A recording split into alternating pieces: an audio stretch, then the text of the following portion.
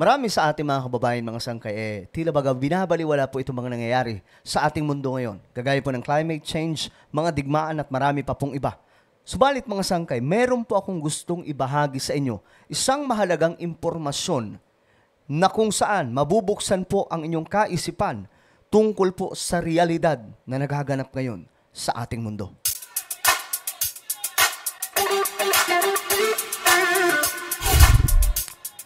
Magandang oras po sa lahat ng ating mga kababayan mula sa Luzon, Visayas, Mindanao, Sabah at maging sa ating mga kababayan na nasa iba't ibang bansa. Bago tayo magsimula, subscribe po muna yung ating YouTube channel. Sa baba ng video na ito mga sangkay, may subscribe button dyan. Pindutin nyo lamang po yan, tapos i-click nyo yung bell at i-click nyo po yung all. Sa mga nanonood naman po sa Facebook, huwag nyo pong kailimutan na i-follow ang ating Facebook page. Okay? So, diretso na po tayo mga sangkay. I know a lot of people in our country, mga sangkay, hindi po talaga nila nag-gets kung ano ito pong nagaganap sa ating mundo. Pero ngayon, bibigyan ko po kayo ng idea kung ano nga ba ang possible na magaganap sa mga susunod na panahon. At ano nga ba itong mga nangyayari ngayon sa ating mundo. At ito mga sangkay, reaction po natin itong video. Friends, the world is changing rapidly. Reading through the news headlines today, you'd be forgiven for thinking that you were browsing through the verses of Matthew 24.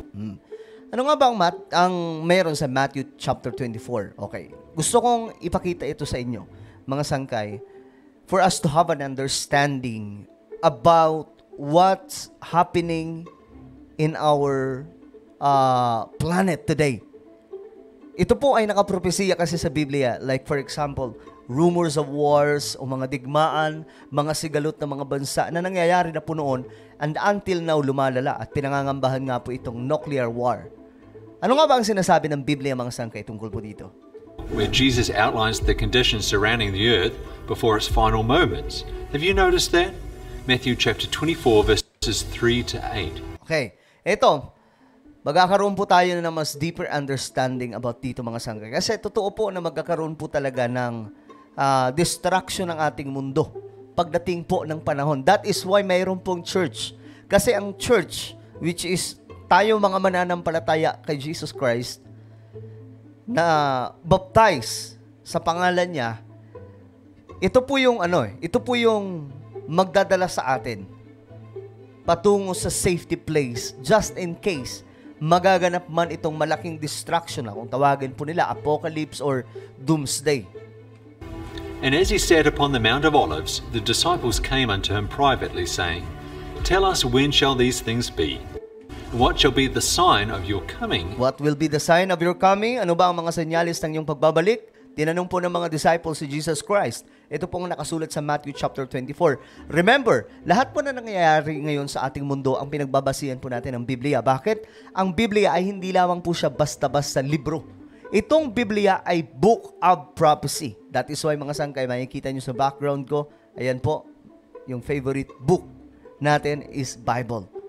Lahat po tinuturo dyan, lalong-lalo na po yung mga paparating. Kagaya na lamang po nito, ano nga ba ang mga senyales na ang ating Panginoon ay muli pong babalik? At ito pa.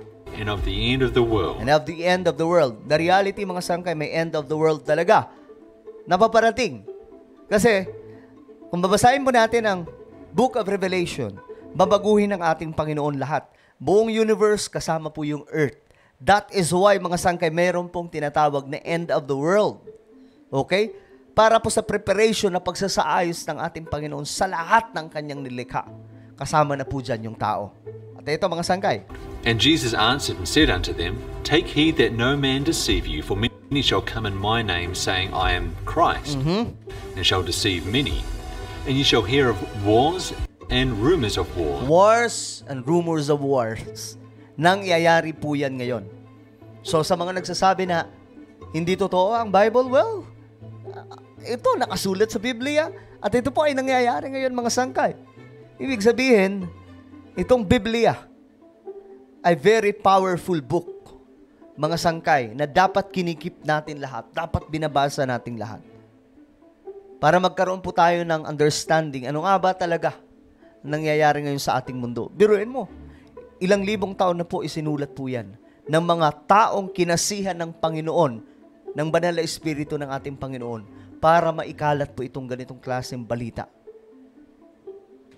See that you are not troubled, for all these things must come to pass, but the end is not yet. For nation shall rise against nation. It's happening right now, guys. For nation shall rise against nation. Pilipinas against China. North Korea against South Korea. Japan against North Korea. Ukraine against Russia. Russia against USA. China against US. Diba? Nangyayari po yan ngayon. And kingdom against kingdom. And there shall be famines and pestilence and earthquakes in diverse places. All these are the beginning of sorrows. Lahat ng yan ngayon, yung gutom, mga sangkay, yung iba't ibang klaseng sakit na kumakalat, mga paggalaw ng kalupaan, at marami pa pong iba. Lahat ng ito ay simula pa lamang daw.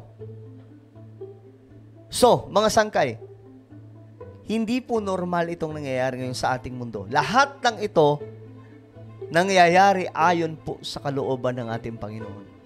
That is why tayong mga tao, bilang tao, we have to find a way na hanapin po talaga natin yung pamamaraan. Ano nga ba ang pamamaraan para maging safe? The Bible says, He is the way, Jesus is the way, the truth, and the life. Okay? Si Jesus po yung daan sa lahat. Ito mga nangyayari ngayon, like itong climate change, nangyari na po yan. Isinulat po sa Biblia. Dito mababasa po natin ang, halimbawa na lang, magkakaroon ng mga natural disaster. Kagaya po ng mga lindol at marami pa pong iba. Bago pa mangyari, mga sangkay, nasulat na. Although generally I try not to dwell on the news, last week I was looking at one of these news sites and it was uncanny. The headlines were almost verbatim to the events as outlined by Jesus. War, rumor of war, China, North Korea, Russia, Ukraine, earthquakes, food shortages. Diba? Lahat ng yan ngayon, mga sangkay, nangyayari. It's interesting. Ang Australia, Canada, mga malalakas, mga established at mga mayayamang mga bansa. Pero ngayon, nagsasuffer na. Amerika, isa sa mga tinitingalang bansa ng buong mundo.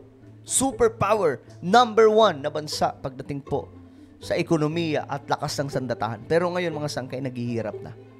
Lahat ng yan nakasulat sa Biblia. That after outlining a number of prophetic signs, Jesus said they were the beginning of sorrows.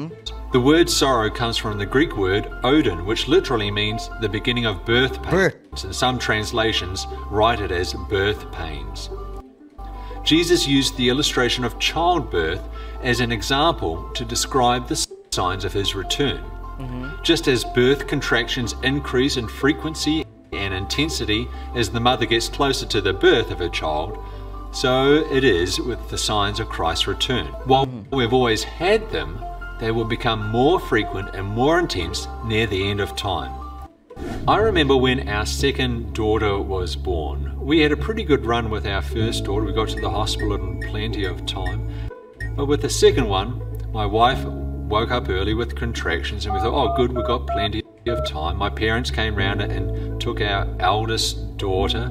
But all of a sudden, the contractions started to get real fast and real intense, really quick. Decided we better get to the hospital quickly. You'd be surprised how slowly people drive when you're trying to get to the hospital quickly. We were about 5 minutes away from the hospital and my wife said, we're not going to make it, we're not going to make it, we need to pull over now. But there's no way I was going to let my daughter be born there on the side of the road. We eventually made it to the hospital. I ran up to the door and explained what was happening and the nurse said she could see the terror in my face. We got into the hospital and within 3 minutes my daughter was out and there in our arms. As we look at the world, I can't help but get a similar impression to when we were driving on our way to the hospital. This is it. This is real. This is serious. This is real. This is serious. Marami mong tao, mga sangkay, hindi po siniseryoso itong mga nagaganap ngayon sa ating mundo. Kaya nga po ang ginawa ko, mga sangkay, nagkaroon po tayo ng transition na instead na everyday magbabalita po tayo ng mga kung ano-anong issues pampolitika, Ang ginagawa po natin, nagbabalita po tayo ng mga pandaigdigang balita para po maging aware po tayo mga Pilipino. Ano ang nangyayari? Para maging ready po tayo, hindi lamang sa pera, kundi most important, our spiritual life. Relationship kay Lord. No, kasi itong mga bagay ngayon na nagaganap mga sangkay, hindi po talaga biro. Not that we base our convictions or beliefs of feelings, but God does speak to us during these times. I think of Elijah when he was up in that cave, having fled persecution and political turmoil. Kilala niyo ba si Elijah? Isa po sa mga propeta ng ating Panginoon sa Old Testament. In 1 Kings chapter 19 verses 11 and 12. And he said, "Go forth and stand upon the mount before the Lord. And behold, the Lord passed by, and a great and strong wind rent the mountains and brake in pieces the rocks before the Lord. But the Lord was not in the wind, and after the wind an earthquake. But the Lord was not in the earthquake. And after the earthquake a fire, but the Lord was not in the fire. And after the fire a still small voice. There was wind and earthquake and fire, then quiet. And in that quiet moment, God spoke to Elijah. What did God ask him? 1 Kings chapter 19, verse 13. And it was so, when Elijah heard it, that he wrapped his face in his mantle and went out and stood in the entering in of the cave. And behold, there came a voice unto him and said, What doest thou here, Elijah? I believe God, in the midst of all that is going on in the world today, is asking us the same question. What are you doing here? Sa kabila daw mga sangkay ng mga nangyayari ngayon sa ating mundo, sa kabila po ng mga distraction na nagaganap ngayon, itong mga rumors of wars, itong mga sigalot na mga bansa, itong climate change, itong mga nangyayaring grabing gutom ngayon sa ating mundo, ano ang ginagawa natin? Ano ang ginagawa mo? God is asking daw, mga sangkay, na ano ang ginagawa mo ngayon habang nagaganap ang lahat ng ito? Remember, mga sangkay, wala pong ideya yung lahat sa atin kung wala po ang Biblia. Ang Biblia po talaga ang nagtuturo sa ating lahat, mga sangkay. Ano itong mga nagaganap ngayon sa ating mundo? Hindi po talaga ito normal na nagaganap.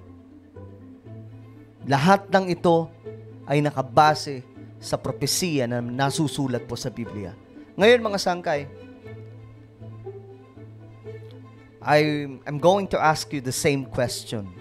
Sa kabila ng mga nangyayari, digmaan, banta ng mga digmaan, sigalot ng mga bansa, awayan ng mga bansa, climate change, pagkainit ng panahon, lumalalang distraction ng mundo. Ano ang ginagawa mo ngayon? Naglilingkod ka ba kay Lord? Well, just comment down below ano pong inyong mga opinion, mga sangkay. And now guys, meron po akong isang YouTube channel, Sangkay Revelation. Nag-upload po ako dito ng mga video patungkol po sa end time, patungkol po sa mga propesiya na nakasulat po sa Biblia. Okay? Very important na malalaman po natin yan, mga sangkay. Maganda yung topic natin dito. Kaya naman, hanapin nyo po ito sa YouTube. Kapag nakita nyo na, i-click nyo po yung subscribe, i-click ang bell, at i-click nyo po yung all. Okay? So ako na po yung magpapaalam. Hanggang sa muli, this is me, Sangkay Janjan. Palagi nyo pong tatandaan that Jesus loves you. God bless everyone.